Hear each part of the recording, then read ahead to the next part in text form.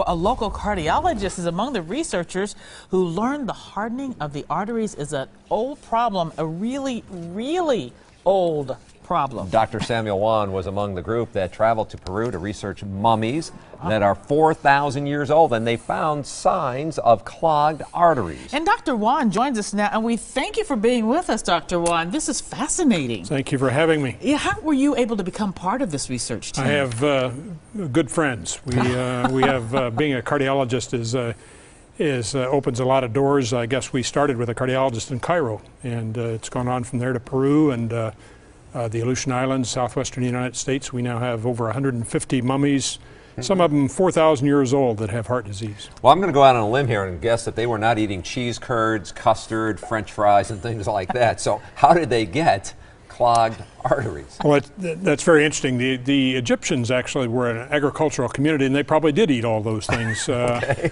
But we have some mummies that are hunter-gatherers from the Aleutian Islands that did none of that.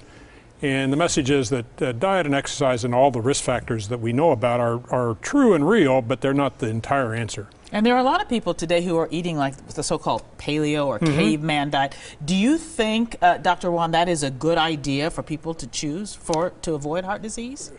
I think to maintain an ideal body weight and avoid smoking and excess alcohol and exercise regularly are all highly advisable. Specific diets like the paleo diet, to be honest with you, I don't think we know.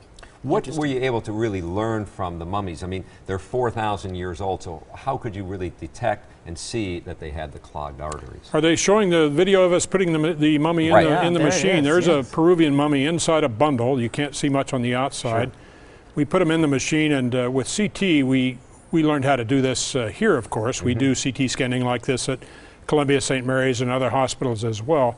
The unique thing about the CT is it doesn't hurt people and it doesn't destroy the mummies. So we can scan right through all that material around the mummy and see inside the heart. Here's a picture of the heart itself. And if you show the next video, you can see what we can do with modern computers and actually see that very mummy inside all that wrapping and stuff. And we're not showing it in this particular picture, but we can see the arteries.